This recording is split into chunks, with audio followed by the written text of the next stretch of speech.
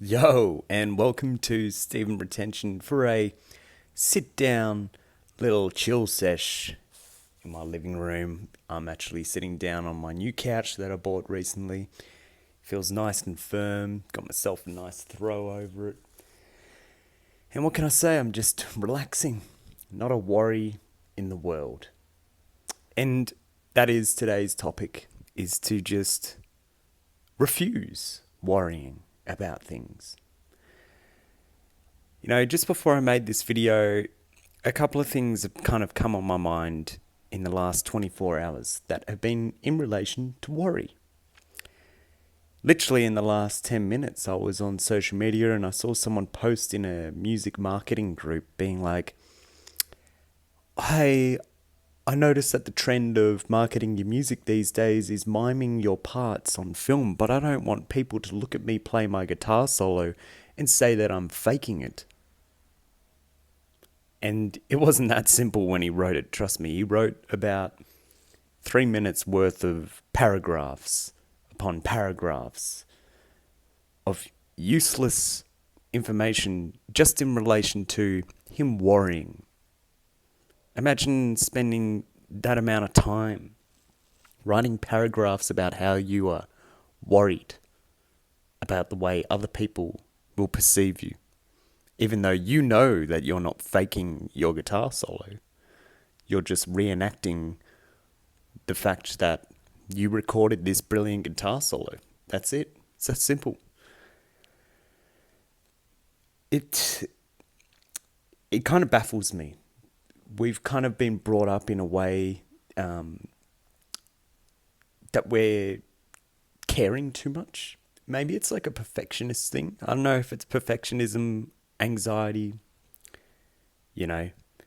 caring too much about how people perceive us. Maybe it's an ego thing. Who knows?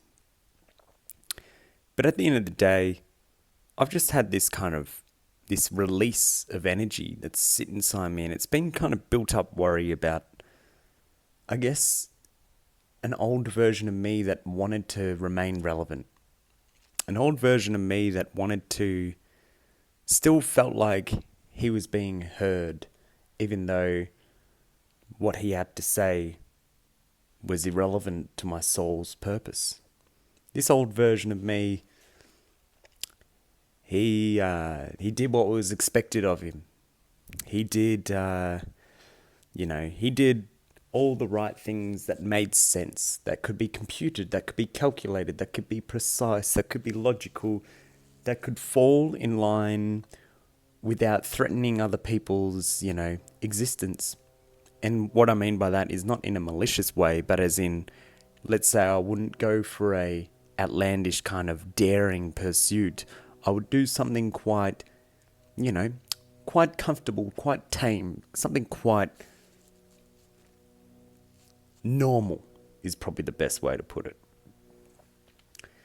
So what happened yesterday was I was teaching my students. These days, I've only got about 5 students. I used to have 30 students back in 2019.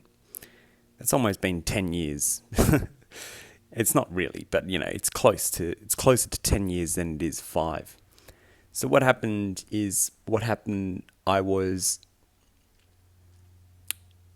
about 10 minutes into this lesson. I was with this new student that I've had for a few weeks. I've taught her for, maybe 4 or 5 lessons. She's a young girl, blah, blah, blah, comes from a not poor suburb, a pretty wealthy suburb, house on the hill, double-story house, beautiful house, looking over the city, right near the beach. Interior design looks great. Dad's got his own DJ deck going. Mum, I don't know what Mum does, but, I don't care at the end of the day. Because what was happening in the lesson is that there was just, despite her, being able to do some certain things on the guitar that I was telling her to do, there was always this kind of disrespect. And for me, when I was 18 through to 27 years old, yeah, sure, put up with a bit of disrespect because to be honest, you kind of need a little bit of character building. Sometimes you need to be tested and disrespected in order to understand what is your real self-worth, what is your true value. Until someone disrespects you, you don't know what your true value is. So you can't really go through life without, putting a new value on yourself, a new standard. You can't improve yourself if you've never gotten to the point where you're like, man, I feel like a loser. This kid's disrespecting me and I'm coming back to teach him. Man, how desperate of me. So you know what I did? There was a moment where I said to her, can you please get the guitar book? And it wasn't her book, it was my book that I was lending to her. So she went and got the book, and she was disgusted by the book because it was a baby's book. It was too babyish for her. She's a grown 7-year-old independent girl. I don't know if she was 7, maybe she's a little bit older, 9. I don't know, around that age. It's like, let's say 7 to 9. And I'm just like watching her kind of disrespect this book, and she just throws it on the ground, literally on the ground in the living room where she is. I'm like, don't throw the book on the ground, please. Can you please bring the book over here? And she kicks the book along the ground. And I'm like, look, it's not your book to kick. So can you please hand it to me? She gave me the book. I put the book in my bag. I stood up. And then the mum came downstairs because she could hear something was going on. And I said to the mum, I was like, yep. And she's like, oh, is everything okay? And I was like, yeah, it's okay. I'm just going to head off now. Don't worry about paying me for today because, I was only there for 10 minutes. We can talk more on the phone. So I got up and the little girl's like, oh, is that the end of the lesson? And I was just like, yeah. And so I got up and walked, closed the door behind me, got into my car and I drove. And I just felt, man, it feels good to walk out of, someone disrespectful, even a little girl, even if it's a little girl. It feels good when it's an adult, but trust me, it feels even better when you walk out on a child that's disrespecting you. Because trust me, these children, it's not about me wanting to be malicious towards children. It's about me setting an example in front of the parents. I'm not going to be your babysitter. I'm not going to be your person that comes here and deals with this child that you don't want to deal with yourself. I'm not the person here to clean up your mess. So you can sit with your mess and you can clean it up yourself. The funny thing is that that's why I think the practice of semen retention is so important. You start to understand who is it that really is aligned with you, and then you look at some of these relationships, some of these marriages, some of these, families, and you're like, there's no way they practice celibacy. There's no way they abstained from any, sort of sexual activity or lust-driven kind of pursuit ever in their life. And now they've produced this child that's, spoilt, gets everything they want until the one day someone like me, a retainer, turns their back on them and walks out the door at the second or third time of disrespect. Look, you disrespect me once, that's okay. I'll give you the benefit of the doubt. But if you disrespect me again, I'll probably leave. Used to be 3 times. Now it's 2. Now it's just 2. I don't need to test you for a third time.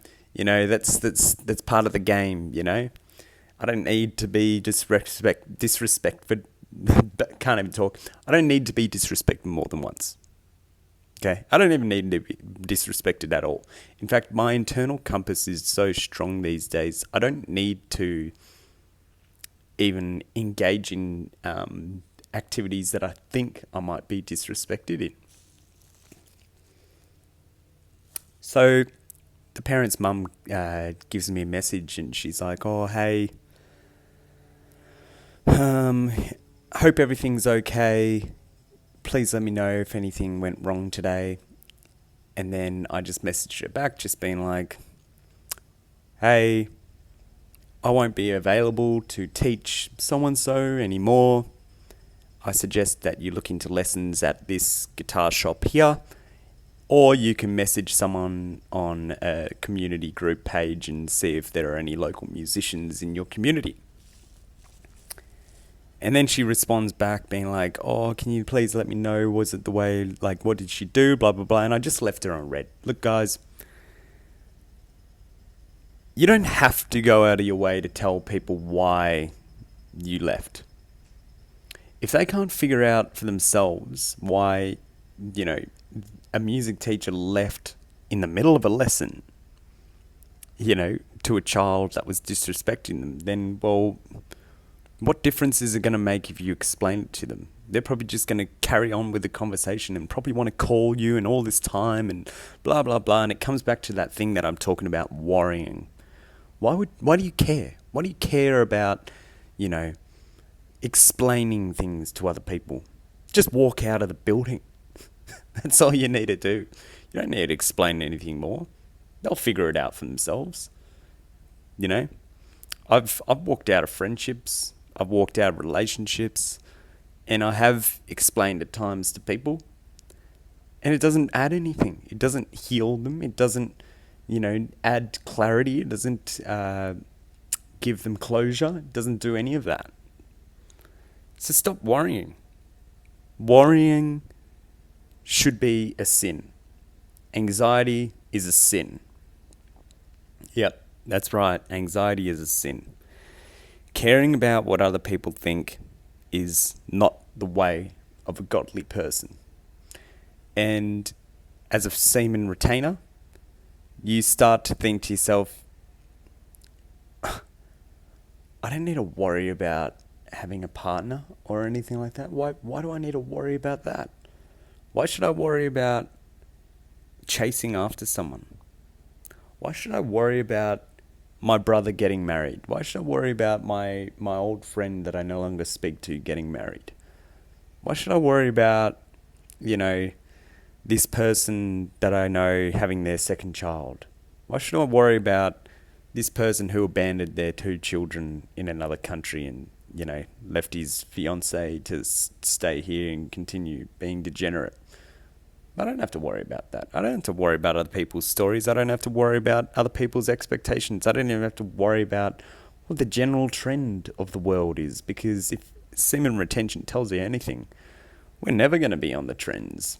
We're going to be ahead of the trends, We might be, foreseeing trends. We might be observing trends, but we're not going to be engaging in trends because everyone else is engaging in trends. We're just going to do whatever we want to do. I thought to myself, do I set up the camera today? Do I get the microphone out and go into the studio? And I was like, no, I got a new couch. I just want to sit on my couch and make a video. It's that simple. Am I worrying? No, I'm chilling. I'm chilling, bro. I'm chilling. So, yeah, look, guys, I want you to just take something from this video and start to draw a line in the sand where you just stop caring about things, because trust me, God's always got your back. I'll say that again. God has always got your back. So I wrote down on a piece of paper just about that whole experience, and I can't even read my writing because it's too far away, but basically what I wrote down was how I've outgrown a part of myself. Things like teaching will have to be completely on my terms. No longer be traveling too far for teaching students. I'm no longer going to be, dealing with disrespect and need to be paid up front, blah, blah, blah, know my value. And, to be honest, the thing that's happening right now is that my music career is taking off too much with the performing that, it's kind of pointless doing this teaching thing. Like, if I can earn,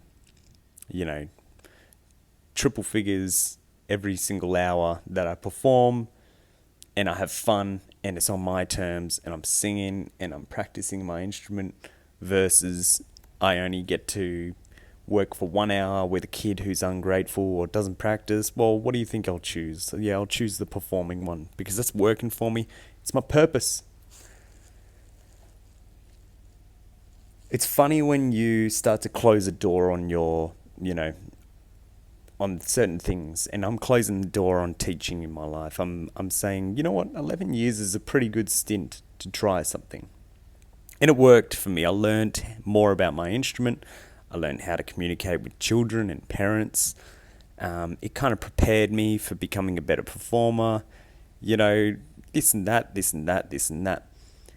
And, good memories, all that kind of stuff. But at the end of the day, it's not who I am. It's not who I want to be. I've had, I think becoming a music teacher is a bit of a cop-out. A musician always wants to be playing gigs. They don't want to be teaching other people, trust me. When I first started learning music, I'm not talking about getting lessons when I was a kid. I'm talking about going and actually teaching myself things. I didn't do any of the bookwork that my teacher told me to do. I was just figuring out things by ear. I was listening to things again and again and working on the things that I wanted to do, because that's what, expression and creativity is about. It's about doing something that you want to do. What's the point of creating something that you don't like? What's the point of working on something that you don't like unless you're getting compensated immense amounts of money for it? So I guess the last thing I want to say is that now that I'm closing this door on teaching, I have less worry now. I have less stress. I have less care. I don't have to worry about Timmy anymore. I don't have to worry about Sally and her daughter Jemima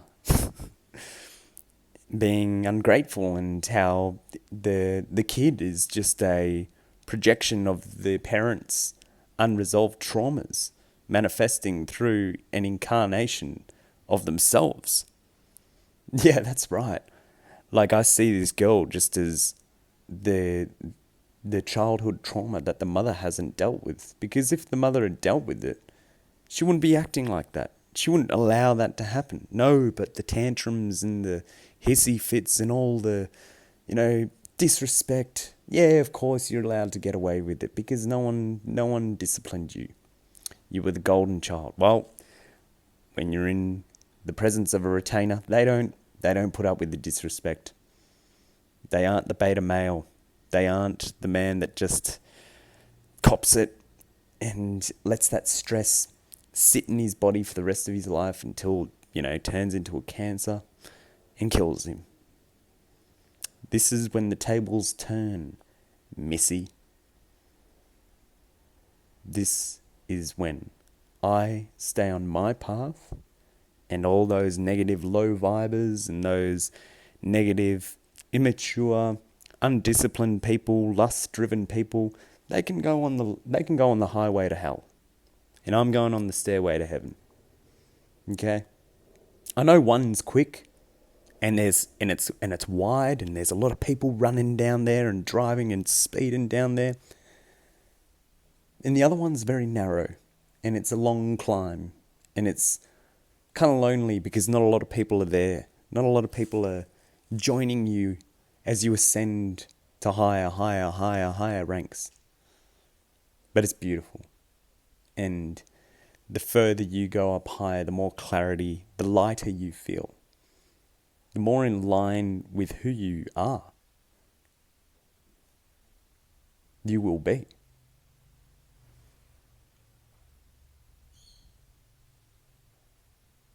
I refuse to worry. I refuse to care about things that do not care for me. If you enjoyed this video, consider liking, subscribing to the channel, or even leaving a comment.